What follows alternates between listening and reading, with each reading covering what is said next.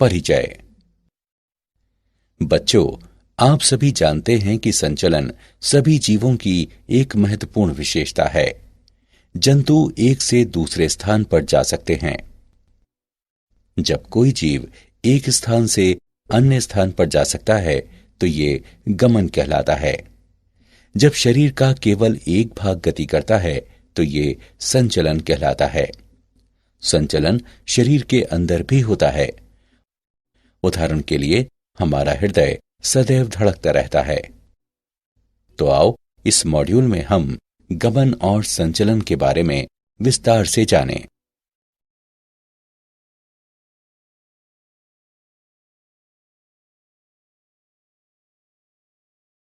उद्देश्य।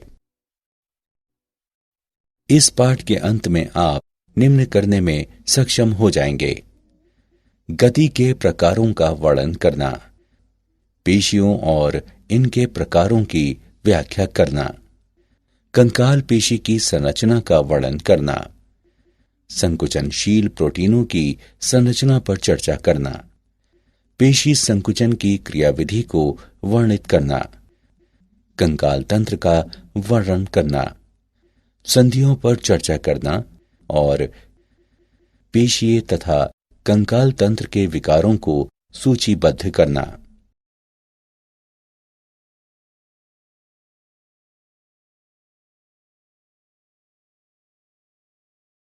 गति के प्रकार।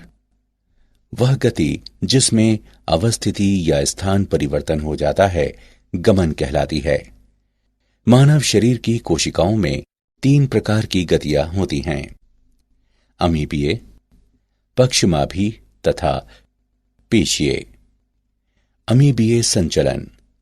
अमीबीय गति होने पर कोशिकाएं अनेक जीवद्रव्यी प्रक्षेपण या कुकुटपाद कोशिका के आगे की ओर प्रेषित करती हैं। पक्षमाभ संचलन। पक्षमाभ गति उन अंगों में होती है जो पक्षमाभ उपभित्ति से आस्तारित होते हैं। उदाहरण के लिए श्वास नली में पक्षमाभों की समन्वित गति से धूल कण युक्त श्लेष्मा को फेफड़ों से दूर हटाने में सहायता मिलती है। पेशीय संचलन। पेशीय गति मानव शरीर में एक अत्यंत महत्वपूर्ण प्रकार की गति है, जैसे कि जीवा की गति इत्यादि। पेशियों की संकुचनशीलता हमें गमन और अन्य प्रकार की गतियां करने में समर्थ बनाती है।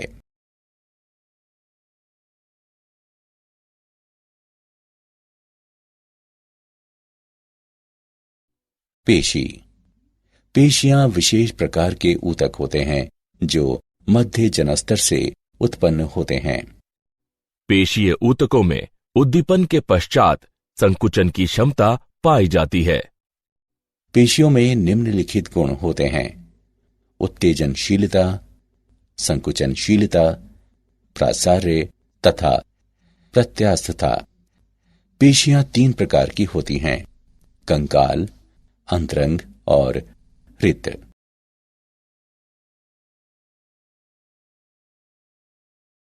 पेशियों के प्रकार। कंकाल पेशियां रेखित पेशियां होती हैं जो कंकाल से जुड़ी रहती हैं। ये हमारे शरीर का 50% भार निर्मित करती हैं और ये चलन क्रिया तथा कंकाल को सपोर्ट करने में मदद करती हैं। ये तंत्रिका तंत्र के ऐच्छिक नियंत्रण में कार्य करती हैं, इसलिए ये ऐच्छिक पेशियां भी कहलाती हैं। अंतरंग पेशियां ऐसी पेशियां होती हैं जो हमारी रुधिर वाहिनियों में तथा शरीर के आंतरिक अंगों में स्थित होती हैं। अंतरंग पेशी कोशिकाओं पर धारियां नहीं होती और इसलिए ये चिकनी पेशियां भी कहलाती हैं। ये तंत्रिका तंत्र के ऐच्छिक नियंत्रण में नहीं होती और इसलिए ये अनैच्छिक पेशियां भी कहलाती हैं। हृदय पेशियां हृदय की पेशियां होती हैं। हृदय पेशी कोशिकाएं प्रायः विशाखित होती हैं। ये अनैच्छिक तथा रेखित होती हैं।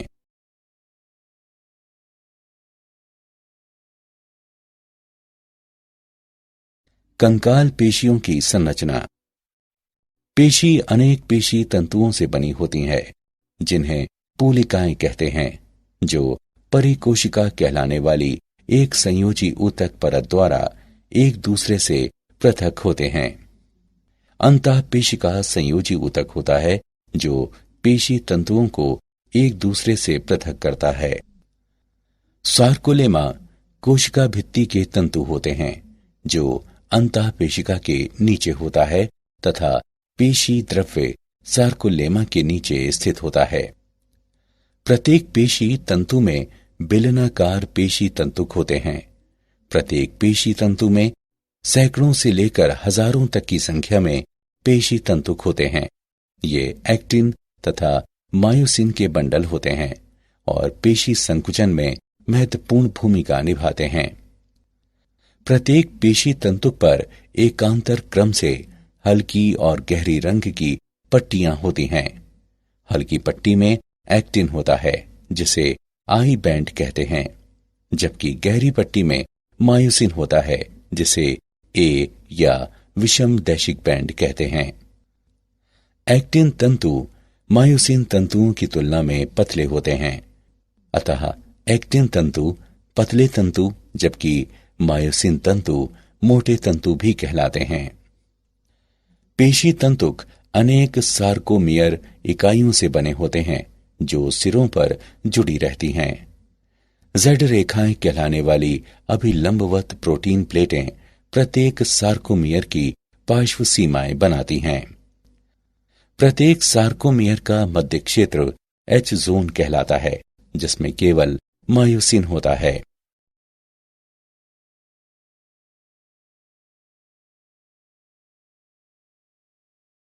संकुचनशील प्रोटीन की संरचना।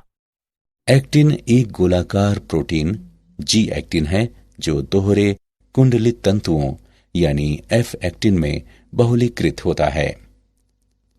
ट्रोपोमाइसिन तथा ट्रोपोनिन पतले तंतुओं के अन्य निर्माणक हैं। ट्रोपोमाइसिन एक्टिन तंतुओं पर पूरी लंबाई में जाते हैं और मायोसिन के बंध बनाने वाले स्थानों को ढक कर रखते हैं। एक मायोसिन तंतु असंख्य एकल की प्रोटीनों से बना होता है जो मेरोमायोसिन कहलाते हैं। प्रत्येक मेरोमायोसिन के दो भाग होते हैं, भारी मेरोमायोसिन यानी HMM तथा हल्का मेरोमायोसिन यानी LMM।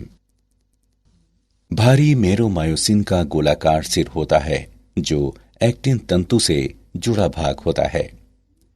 मेरोमायोसिन अवयव अर्थात सिर एवं छोटी भुजा पर नियत दूरी तथा आपस में एक नियत दूरी नियत कोण पर ए तंतु पर बाहर की तरफ उभरे होते हैं जिसे क्रॉस भुजा कहते हैं।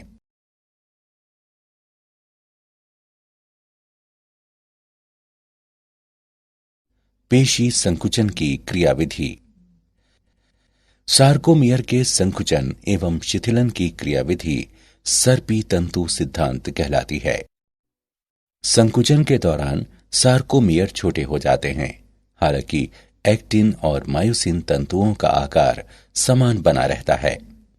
वे एक दूसरे पर खिसकते हैं और पेशी संकुचित व शिथिल होने के साथ अपनी आपेक्षिक स्थितियां परिवर्तित करते हैं। संकुचित करने के लिए कायिक प्रेरक तंत्रिका से एक क्रिया विभव उत्पन्न होता है जो तंत्रिका पेशीय संगम तक जाता है। ये तंत्रिका तथा कंकालीय पेशी के बीच का संगम होता है। तंत्रिकाक्ष अंत के विध्रुवण के कारण ये तंत्रिका संचारक एसिटिल कोलिन को तंत्रिका तथा पेशी के बीच अंतर्ग्रंथि विदर में मुक्त करता है। पेशी तंतु तंत्रिका संचारी द्वारा प्रेरित किए जाने के कारण अपना क्रिया विभव उत्पन्न करता है। ये विद्युत संकेत पेशी तंतु की जीव द्रव्य कला से गुजरता है और ये जीव द्रव्य कला की नलिकाकार अंतर्वलनों से भी गुजरता है जो टी नलिकाएं कहलाती हैं। सार्कोप्लाज्मिक जालिका एक कोशिकांग होता है जिसमें झिल्लिका सदृश नेटवर्क होता है। सार्कोप्लाज्मिक जालिका में कैल्शियम आयन संचित होते हैं और तब उन्हें शेष कोशिका द्रव्य से पृथक कर देते हैं। क्रिया विभव के टी नलिकाओं से गुजरने के साथ सार्कोप्लाज्मिक जालिका कोशिका विलय में कैल्शियम मुक्त करती है। कैल्शियम आयन सार्कोमियर के कोशिका द्रव्य में विसरित हो जाते हैं।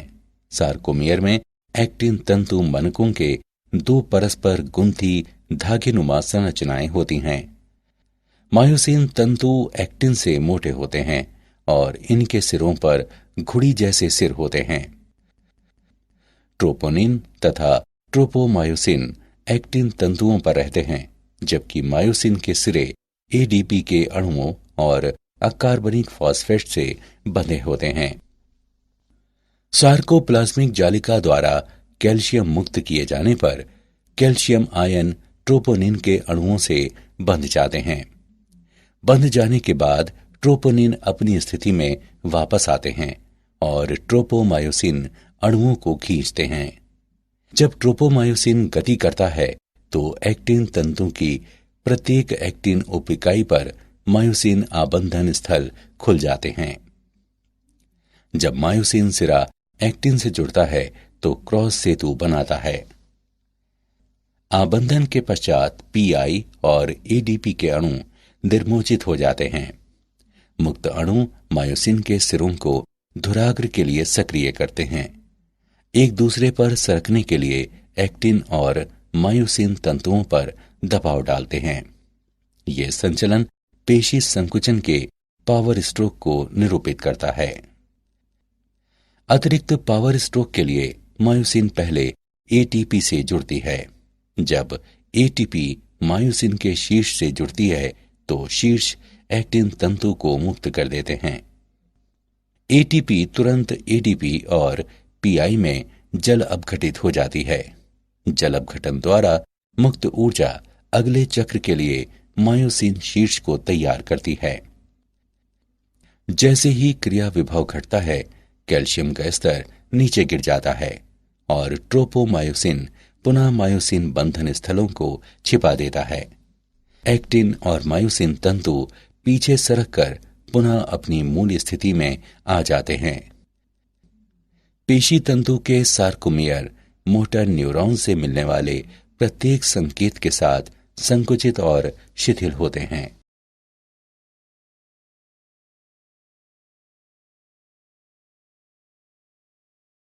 कंकाल तंत्र। कंकाल तंत्र जंतु के शरीर के लिए ढांचा है और ये अस्थियों एवं उपास्थियों का बना होता है। मनुष्य में 206 अस्थियां और कुछ उपास्थियां होती हैं। कंकाल तंत्र को अक्षीय कंकाल और उपांगीय कंकाल में वर्गीकृत किया गया है। अक्षीय कंकाल, इसमें करोटी, मेरुदंड, उरोस्थि और पसलियां शामिल हैं। करोटी में 22 अस्थियां होती हैं तथा मनुष्य करोटी में अस्थियों के 2 समुच्चय होते हैं, कपालीय और आननी। कपालीय अस्थियां मस्तिष्क के लिए कठोर रक्षक आवरण बनाती हैं। कपाल में 8 चपटी अस्थियां होती हैं, एक एथमोइड अस्थि, एक ऑक्सीपिटल अस्थि, 2 पैराइटल अस्थियां, एक स्फीनॉइड अस्थि और 2 टेम्पोरल अस्थियां। आननी भाग में 14 अस्थियां होती हैं, 2 निम्न नासा शंखिका, 2 लैक्रिमल अस्थियां, एक मैंडिबल, 2 मैक्सिला, 2 नासा अस्थियां, 2 पैलेटाइन अस्थियां, एक वोमर और 2 जाइगोमेटिक अस्थियां। हाइआइड अस्थि मुख गुहा के नीचे स्थित होती है। निचले जबड़े की अस्थि जो मैंडिबल कहलाती है, करोटी की एकमात्र चलायमान अस्थि है और केवल यही अस्थि करोटी की अन्य अस्थियों से सीधे जुड़ी नहीं होती है। कर्ण में 3 छोटी अस्थियां होती हैं, मैलियस, इनकस एवं स्टेपीज, जो सामूहिक रूप से कर्ण अस्थिकाएं कहलाती हैं। कशेरुक दंड या रीढ़ शरीर के पीछे स्थित होती है और छाती या वक्ष की अस्थियों को जोड़ती है। यह कंकाल का मध्य भाग बनाती है। ये मेरुरज्जु की सुरक्षा करती है और करोटी को सहारा प्रदान करती है। कशेरुक दंड को 5 क्षेत्रों, 7 ग्रीवा, 12 वक्षीय, 5 कटी, संयोजित त्रिक और संयोजित अनुत्रिक में विभाजित किया गया है। पहली कशेरुक एटलस है। पसलियां चपटी, संकरी अस्थियां और पसलियों की 12 जोड़ियां होती हैं। पहली 7 जोड़ी पसलियां, इनको वास्तविक पसलियां कहते हैं क्योंकि ये सीधे उरोस्थी से जुड़ी होती हैं। पसलियों का मुख्य कार्य फेफड़ों व हृदय की सुरक्षा करना है। पसलियों की 8वीं, 9वीं और 10वीं जोड़ियां कचाव उपास्थि की सहायता से 7वीं पसली से जुड़ी होती हैं। ये कूट पसलियां कहलाती हैं। पसलियों की 11वीं और 12वीं जोड़ी अधर में जुड़ी नहीं होती है, इसलिए वे पलावी पसलियां कहलाती हैं।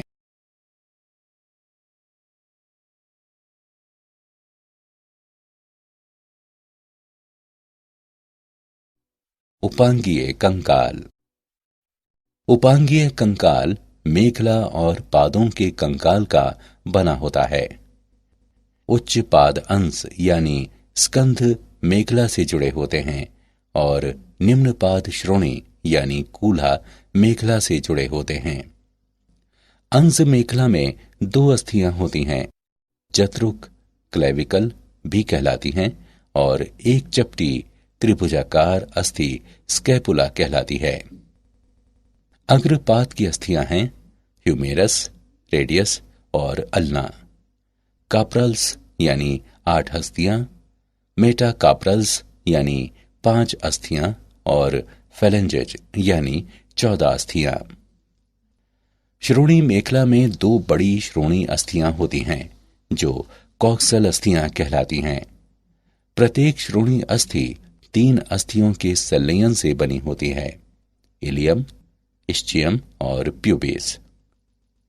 इन तीनों में इलियम सबसे बड़ी होती है और श्रोणी अस्थि का ऊपरी भाग बनाती है।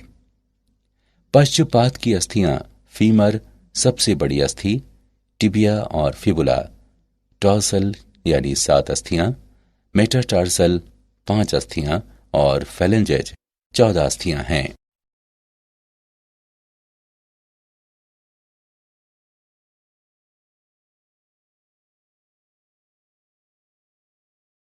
संधियां।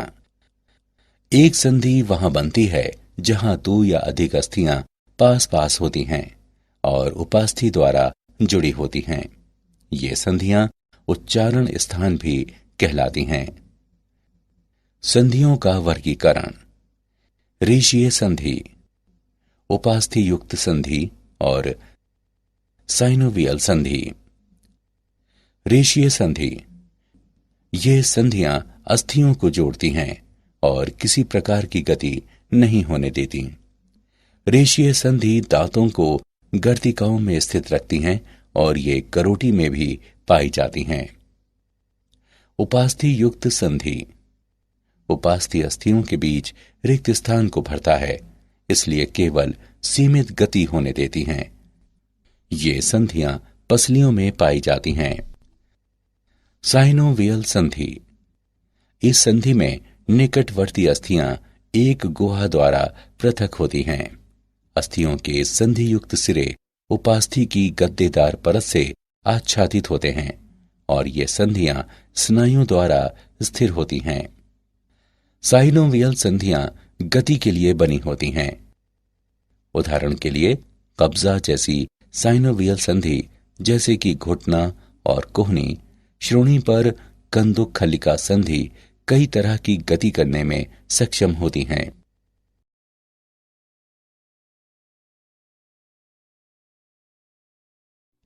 पेशीय तथा कंकाल तंत्र के विकार। माइस्थेनिया ग्रेविस, ये एक स्वप्रतिरक्षा विकार है जिससे पेशियां कमजोर हो जाती हैं। पेशीय दुष्पोषण, ये आनुवंशिक रोगों का समूह है जिसके कारण पेशी तंतु क्षतिग्रस्त होने की संभावना रहती है। अपतानिका, ये असामान्य दशा है जिसमें गलत कैल्शियम उपापचय के कारण पेशियों में दर्दनाक ऐंठन होती है। संधि शोथ, ये शोथ दशा में जो संधियों को प्रभावित करती है। अस्थि सुषिरता, ये एक रोग है जिसमें अस्थियां अत्यधिक छिद्रित हो जाती हैं, जिससे अस्थि भंग की प्रबल संभावना रहती है। गाउट, यह तीव्र संधि शोथ है जिससे संधियों में सूजन आ जाती है और दर्द होता है।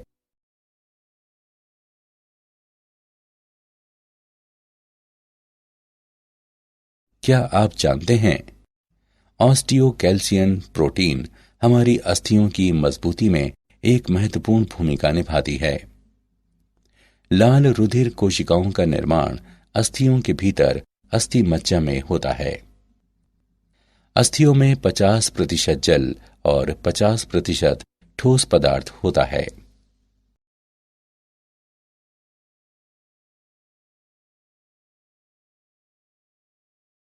सारांश, आइए हमने जो कुछ सीखा है उसे संक्षेप में दोहराएं।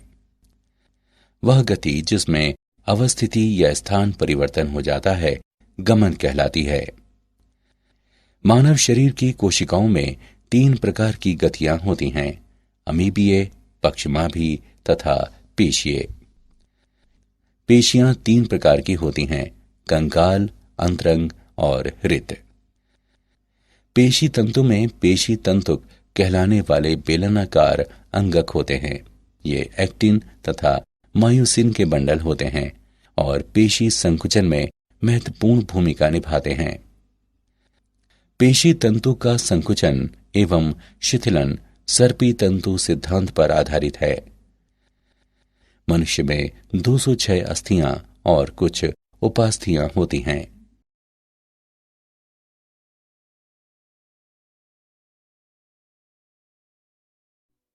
कंकाल तंत्र को अक्षीय कंकाल और उपांगीय कंकाल में वर्गीकृत किया गया है।